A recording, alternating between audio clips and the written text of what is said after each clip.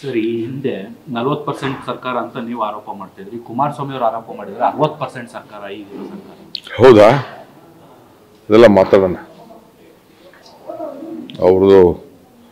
ಅವರ ಭಂಡಾರದಲ್ಲಿ ಏನೇನಿದೆ ಅಂತ ಮಾತಾಡೋಣ. ಈಗ ಬೇಡ ಅದೆಲ್ಲ. ಸರ್, ಐಶ್ವರ್ಯ ಗೌಡ ಪ್ರಕರಣಕ್ಕೆ ಸಂಬಂಧಪಟ್ಟ ಹಾಗೆ ಕುಮಾರಸ್ವಾಮಿ ಅವರ ಹೆಸರು ಎಲ್ಲ ತಳಕು ಹಾಕೊಂಡಿತ್ತು ಬಂತು ಅನ್ನೋದು, ಇದ್ರ ಹಿಂದೆ ಯಾರಿದ್ದಾರೆ ಅಂತ ನನಗೆ ಗೊತ್ತಿದೆ ಅನ್ನೋಂಥದ್ದು ಕುಮಾರಸ್ವಾಮಿ ಅವರ. ನನಗೆ ಗೊತ್ತಿಲ್ಲಪ್ಪ. ನನಗೆ ಯಾವ ಗೌಡನೂ ಗೊತ್ತಿಲ್ಲ, ಯಾರು ನನಗೆ ಗೊತ್ತಿಲ್ಲ. ಎಲ್ಲ ಸುಮ್ಮನೆ ನನಗೆ ಗೊತ್ತಿಲ್ಲದೆ, ನನಗೆ ಸಂಬಂಧ ಇಲ್ಲದೆ ಹೋದ್ದು, ನನಗೆ ಗೊತ್ತಿಲ್ಲದೆ ಹೋದ್ದು. ನಾನು ಟಿ ವಿಲಿ ಮಾತ್ರ ಹೇಳಿದೆ. ನನ್ನ ತಮ್ಮನೂ ನನಗೆ ಸಿಕ್ಕಿಲ್ಲ. ಯಾರೋ ನಮ್ಮ ತಂಗಿ ಅಂತ ಅಂದ್ಬಿಟ್ಟು ಹೆಸರು ಬಳಸ್ಕೊಳ್ತಾ ಇದ್ದಾರೆ ಅಂತ ಇದ್ರು. ನನಗೆ ಅದೇನು ಟಿ ವಿಲಿ ತೋರಿಸ್ತಾ ಇದ್ರು. ಆಮೇಲೆ ನನ್ನ ತಮ್ಮ ಏನೋ ಕಾಗದ ಬರ್ತಿದ್ದಾನೋ, ಕಂಪ್ಲೇಂಟ್ ಫೈಲ್ ಮಾಡಿದ್ದಾನೋ ಅಂತ.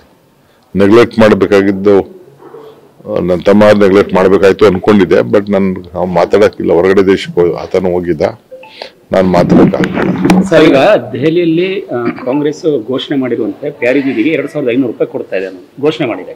ಅಧಿಕಾರಕ್ಕೆ ಬಂದ್ರೆ ಅಂತ ಅಧಿಕಾರದಲ್ಲಿ ಇರುವಂತ ರಾಜ್ಯದಲ್ಲಿ ಕಾಂಗ್ರೆಸ್ ಕೇವಲ 2000 ರೂಪಾಯಿ ಕೊಡ್ತಿದೆ ಅನ್ನೋದ್ರ ಬಗ್ಗೆ ಚರ್ಚೆ ಆಗ್ತಿದೆ. ಯಾರ್ರೀ ಕೇವಲನಾ 2000? ಅಂದ್ರೆ 2000 ಮಾತ್ರ ಅಧಿಕಾರದಲ್ಲಿರುವಂತ ರಾಜ್ಯದಲ್ಲಿ. ನೋಡಿ, ದೆಹಲಿಲಿ ಈಗ ನೀವು ಬಂದು ದೆಹಲಿಲಿ ಕೆಲಸ ಮಾಡ್ತಾ ಇದ್ರ, ಯಾಕೆ ಇದನ್ನ ಕೊಡ್ತಾ ಇದೀವಿ ಅಂತ ಅಂದ್ರೆ ಪ್ರೈಸ್ ರೈಸ್ ಎಲ್ಲದಕ್ಕೂ ಜಾಸ್ತಿ ಆಗ್ತಾರೆ, ಜನರ ಬದುಕು ಆಗ್ಬೇಕು ಅಂತ. ನಮ್ಮಲ್ಲಿ ಈಗ ನೀವು ಡೆಲ್ಲಿಲಿ ಕೆಲಸ ಮಾಡೋರಿಗೆ ನಿಮ್ಗೆ ಸಂಬಳ ಒಂದು ಲೆವೆಲ್ ಸ್ವಲ್ಪ ಜಾಸ್ತಿ ಇರ್ತದೆ. ಅಲ್ಲಿ ಖರ್ಚು ಕಡಿಮೆ ಇದೆ, ಇಲ್ಲಿ ಬಾಡಿಗೆ ಜಾಸ್ತಿ ಇದೆ, ವೆಹಿಕಲ್ ಜಾಸ್ತಿ ಇದೆ.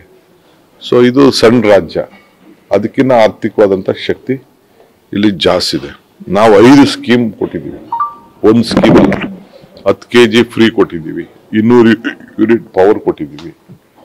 ಒಬ್ಬಂಗೆ ಸಾಮಾನ್ಯಗೆ 5000 ರೂಪಾಯಿ ತಲುಪೋ ರೀತಿಯಲ್ಲಿ ನಾವು ಮಾಡಿದ್ದೀವಿ.